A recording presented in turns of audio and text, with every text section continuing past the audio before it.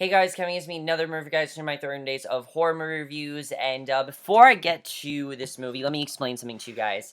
Yes, this segment is called 31 Days of Horror, but I know for a fact that I will not be able to review 31 films. I just know I can't. I don't have the time.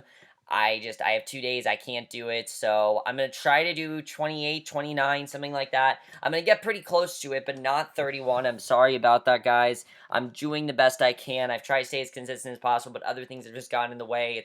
October's been a very busy month. I'm sorry, it really has been. It's turned out to be a busier month than I assumed, and the good thing is I can save those movies for next year, but unfortunately, some of the ones I wanted to review this year, I'm not going to be able to, but I will definitely have some tomorrow and 3 on Saturday. I can tell you guys that right now.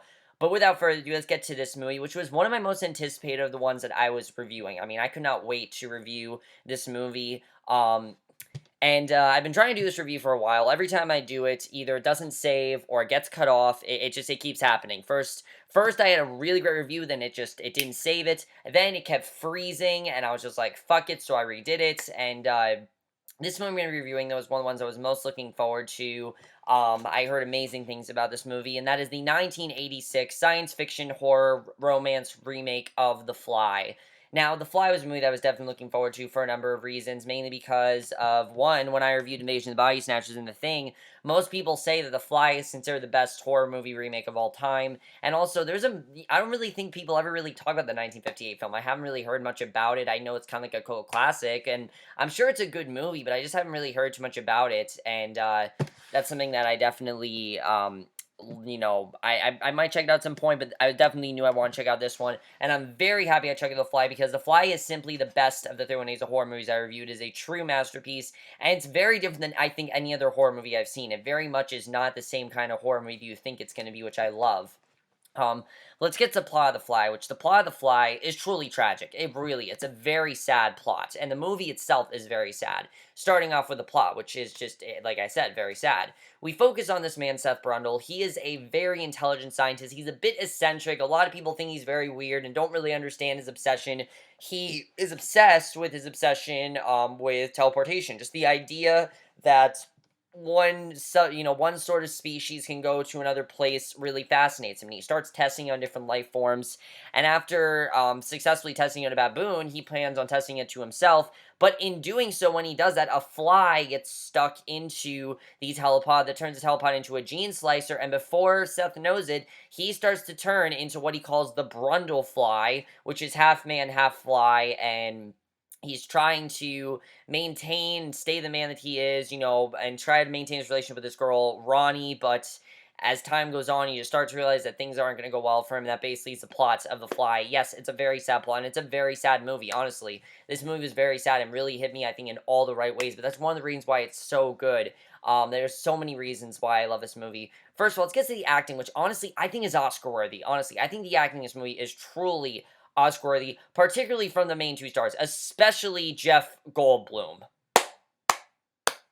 Holy shit, Jeff Goldblum. Jeff Goldblum gives what I think is by far his best performance in this movie. I mean, when we think of Jeff Goldblum, we think of the goofy, nerdy sidekick, or just the character that's not meant to be taken that seriously, like Independence Day, Jurassic Park, David, call my lawyer, David, like things like that, Independence Day. We don't really think of him as a main lead, and he does amazing in this movie. I mean, he really gives amazing performance. And I don't think we've ever seen a bigger performance of Jeff Goldblum than we have in this movie. He really is amazing in this entire movie, but Seth Brundle as a character is very fascinating. I mean, everyone really has an unhealthy obsession with something, and something that nobody really understands, and Seth's is teleportation. He doesn't care what people think of him. He has this obsession, and he honestly makes fun of people that doesn't really, have the same obsession as him. Sorry, guys, I can't talk today. Might even be possibly in love with science, but the thing about his character is he's just so tragic because, of course, he starts turning into the Brundle fly, and when it first happens, he doesn't really think anything of it. But when he eventually does find out what's going to happen, and something I love the most about his character is even after that, he still tries to portray, some sort of human traits, some sort of traits that are like human, and he just displays so much pathos into this role. Even when the third half of the movie, when he's basically loses his ability to speak, he has to trigger emotion without speaking. That's something that's very hard to do, and he does it very well in this movie. Very much was a throwback, I think, to classic Universal horror monster movies, like Frankenstein, Phantom of the Opera, where they weren't, they couldn't use dialogue. They had to use emotion. I think, Jeff Goldblum really handled that all very well. He was amazing in this movie, and I'm so surprised he did not get nominated for an Academy Award for Best Actor, because he really deserved it. He was incredible, and I really think gave an amazing performance and really carried the movie very, very well, I have to say, definitely. The thing about his character is that you really care for him so much. You don't want to think that things are going to go bad for him. You know things are going to go bad, but you want to think maybe things will look up for him. Maybe this won't go as badly. Maybe this will be better for him than we think it's going to be. Never happens. I mean, things are going to be bad, and that's what's so sad about him. And as time goes on, it gets worse and worse from his condition. He starts to deteriorate more and more and more, look more and more like a fly. But I think he really portrayed all that perfectly, and he really was amazing. As was Gina Davis in this movie as Ronnie. Ronnie's a very interesting character. I think she's very different than any other horror movie actress, female character I've seen, because Ronnie at first is just a reporter. She's just a reporter that's trying to figure out what's up with Seth, what's his obsession with teleportation and things like that. The first scene is actually kind of throws you off a bit, because it's just Seth and Ronnie having a conversation about him showing his obsession with teleportation and what he loves to do with it. It's a really interesting scene overall, I have to say. I definitely really love that, and it gets us into the movie right away, definitely. But her character, once she falls in love with Seth, she never falls out of love. Even when she realizes what's happening, even when he's telling her, you probably shouldn't be near me, she sticks by him because she loves him that much. And it's really hard to watch at points, especially in the third act of this movie. Holy shit, there's something that's introduced that I will get into in spoilers, because I'm obviously going to spoil this movie. This is a movie you just have to spoil. But what she has to do at the end of this movie is truly incredible, and she really did an amazing job, and I thought she really was great. And John Getz as well as Stathis, I really liked his character, because I thought they were going to go a love triangle route with his character, because for a lot of the movie, Seth thinks that Ronnie is still with Stathis. In reality, she wants nothing to do with him. She really doesn't. She's trying to just get him to stay away, because he's actually an ex-lover of hers. He's increasingly jealous of Seth, and also think that something's weird is going on with him, which eventually there is somewhere that's going on with him, and things get really crazy between Stathis and Seth. But I thought his character as a whole was really great, and they did a good job at not making him like a dick. He really, I don't think, is a dick. I think he just really likes Ronnie and doesn't want to think that he doesn't really understand Seth's obsession and what he really, what he embodies, and what he values in life. He doesn't have that same values, and he definitely clashes with him.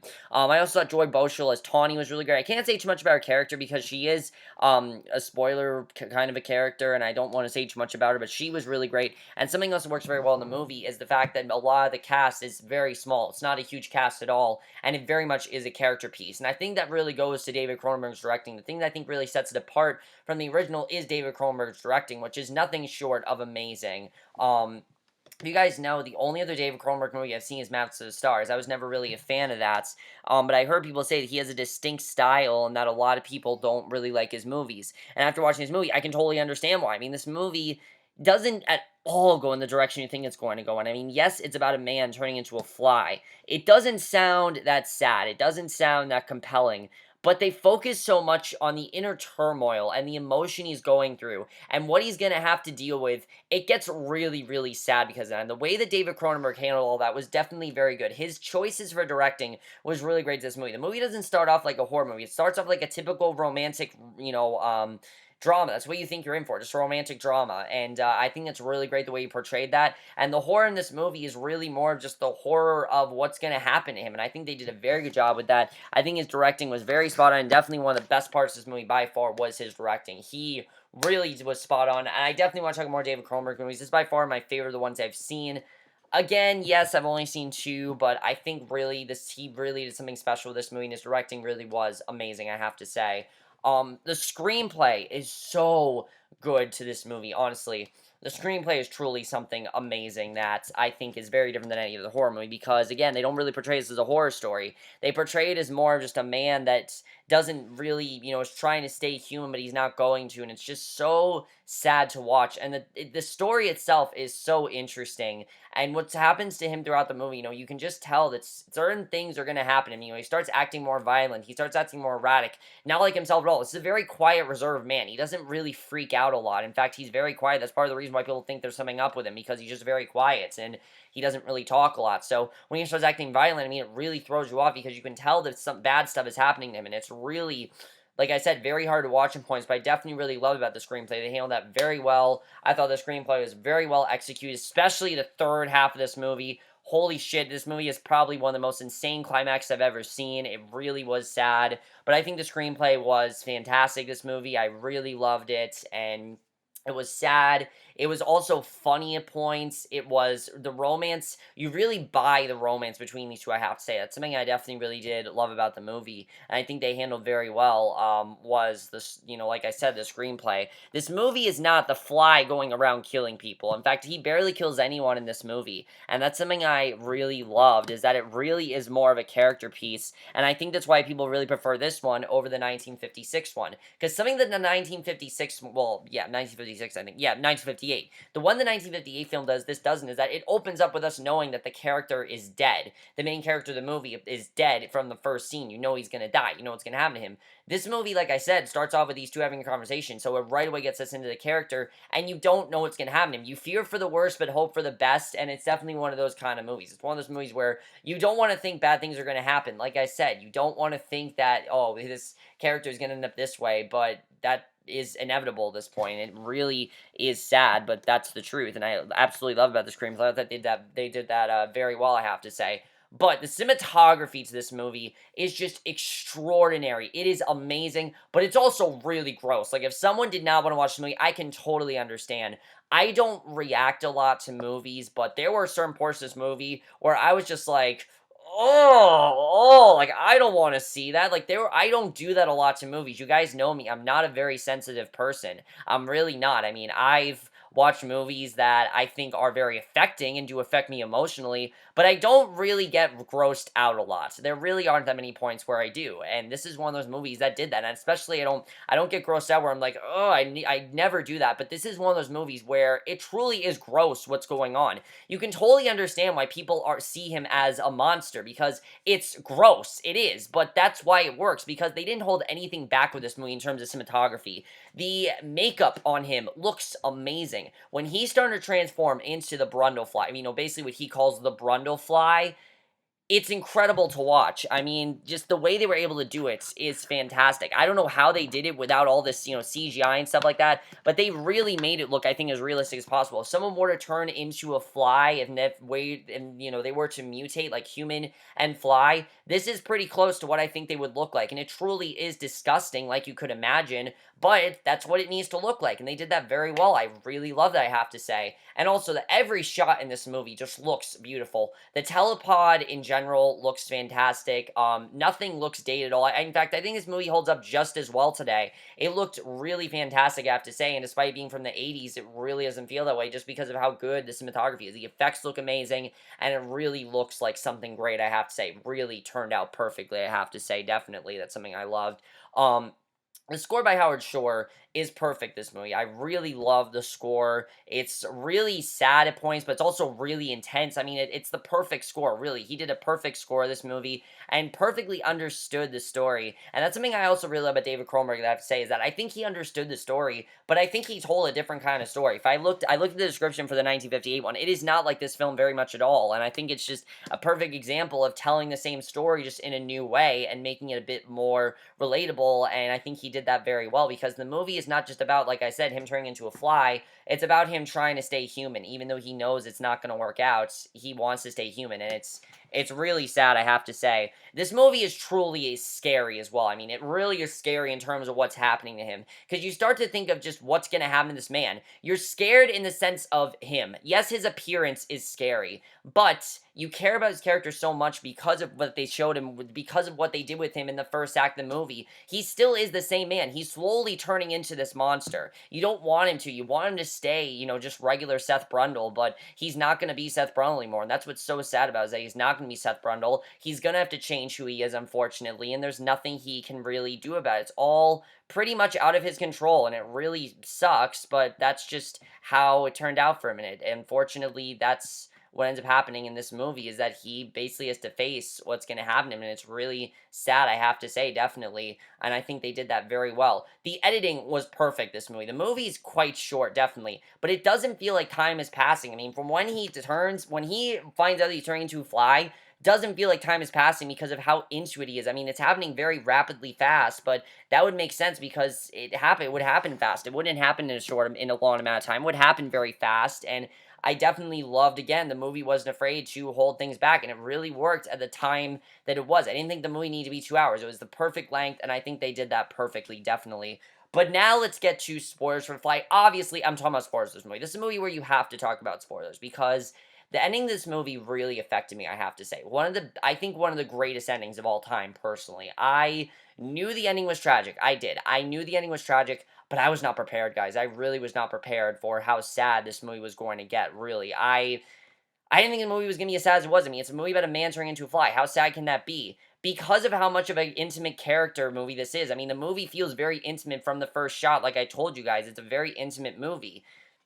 So, of course, the third act of this movie is just crazy, especially with Ronnie's character. Ronnie especially, I think, had some really good stuff in the last act of this movie that I was definitely very impressed by. I think her character especially really, I think, is really part of the tragic essence of this movie because of the things that she has to do. I mean, when he confronts her and tells her that, he wants them to, and this is back when, he's the Fly now, everyone kind of fears him, nobody really likes him very much. I mean, he wasn't liked to begin with, but at least at this point, she still is in love with him. That's the thing. And he basically has to tell her, look, I want us to, she realizes that she's pregnant, and she has that terrifying dream swing that I thought was real. I mean, it seemed like it was real until the fact when they realized that he'd be in the hospital. There's no way he'd be in the hospital. But when she had birthed that baby, yeah, I mean, everyone would probably be afraid of that because, of course, she doesn't know if she had this baby before or after he was turning into the Fly. So obviously she's terrified, and I really love the way they handled that scene, I have to say. Very, very well done stuff there. I definitely really enjoyed that. One of my favorite scenes in the movie by far. But then she has to make that really difficult choice because he tells her, I want them, he wants to put, gene slice all of them together. And I cannot imagine what that would look like. I mean, guys, can you even imagine how terrifying that would look? That would look absolutely horrific. I cannot imagine what that would look like if you were to blend these three together, Ronnie, Brundle, and then their child. I could not imagine what they'd look like. But what's so sad about it is, of course, she really doesn't know what she wants to do here, if she wants to do this, and then there's that scene with Stathis, and holy shit, I mean, first of all, when he pulled his fingernail off, when Brundle pulled his fingernail off at first, that was the first scene that shocked me, but the one scene that really had me, not wanting to watch, was when he was inhaling Stathis's wrist, and then he, inhaled his ankle, and it was bloody, and there was just bone left. I mean, that's gruesome, but again, that's realistic because that's what he would do. I mean, he has this rage against him. He's finally getting out, but it's just he's more and more violent as the movie goes on. He's very much starting to not be like Brundle, and he just knows that. And that's something I definitely love, is that Brundle throughout the entire movie, he's aware of what he's becoming. He knows he can't stop it, and that's why the movie, I think, ends the way it does end. Sorry, guys, the top of this part of my computer just fell. The cover of my computer just fell off. Sorry. The ending of this movie, I truly think, is something amazing because, of course, the telepod starts off, and you don't really know what's going to happen. This is a movie where I didn't really know what was going to happen. I like that Ronnie made him spare Stathis because Stathis never did anything wrong. He didn't do anything that Ronnie should, even though he was still in love with Ronnie, that's not a problem. He never really did anything to her. He didn't try to rape her or anything. Spare him. And I like that Brundle did that. That was kind of like his last act of humanity. Actually, his last act of humanity, I think, really is summed up in the end of this movie, though, because, of course, the chunks of metal, he explodes. He is completely demolished, and he knows that he's not going to be able to go back to the man he was, and he just tells her, look, put me out of my misery and my suffering. You have to kill me. And she doesn't want to do it. Obviously, she doesn't want to do it. She's in love with him. I mean, she could never kill him like that or harm him in any way because she knows what he's gone through, and she doesn't want to do it. but she has to. It was inevitable. And you knew that something bad was going to happen to him by the end of this movie, but I was not prepared for what happened to him. I was not prepared for him to die in this movie and for the last shot to be her killing him. I mean, just that last shot. You can just tell she doesn't want to do it. She even thinks for a second. She says, no, I'm not doing this, but she realizes she has to do it because that's what he wants. And if he wants that because of the love that she has for him and because of the connection that she has and the love that they both share together, this is kind of her last act of love before she kills him. And it's such a sad scene. It's so effective. I was on the verge of tears when it happened. It was so effective, though, and I really feel that's why Gina Davis really was fantastic in this movie, especially in that final scene. Really something incredible, very sad, but again, inevitable. You saw that coming, and movie's just one of the greatest endings, I think, of all time, definitely, because, again, that was Brundle's last act of humanity. Him saying, I want to die, I want you to kill me, because he knew what he would probably do. He knew that he would probably kill some people, and Ronnie wouldn't be able to stop him. At this point, she can stop him because he's fully transformed at this point, but he still has Ronnie. She's his moral compass, and he knows that if she didn't kill him, he'd probably kill her. He knows that, and I think that really was what his fear was, and I think that definitely is something I really enjoy in this movie, is that he never really became a killer, and that's something that a lot of these movies don't do, but this movie did very well, and I love that. But overall, guys, The Fly is simply just amazing. I absolutely love it. It is the best of the 31 Days of Horror movies I've watched so far, and it obviously gets a 5 out of 5 or an A+. Go see this movie. Again, I can understand if you guys don't want to see this movie. Honestly, I can understand it. It's gross. It really is. I'm not gonna lie to you guys. This movie is gross. It doesn't censor anything. It is a gross movie. It is a very gross experience, and there's some stuff in this movie that I probably still have not gone out of my head, and I really loved about this movie. It's a movie that definitely will stick with you. It's very highly emotional, so I can totally understand if you don't want to see it, but if you want to see a horror movie that is much more of a character study and a lot more of a character piece than you thought, this is the movie for you. It truly is something amazing, and by far, I think is my favorite horror remake of all time. I absolutely love The Fly. Check it out now. It really is an incredible movie, and it really is fantastic. Thank God I finally put out this review, because now I can finally have it out, because I've been trying to do this review for days now, and it finally has come out. And let me know what you guys think of this movie. I'd love to hear your thoughts on it. And I will see you guys in the next video, which I know I did not get a chance to watch Arrow. I still have not watched it. But when I do, I will get it out. But my next video will probably be for tonight's episode of The Originals. Most likely, it probably will be. So I will see you guys for that. Okay, bye.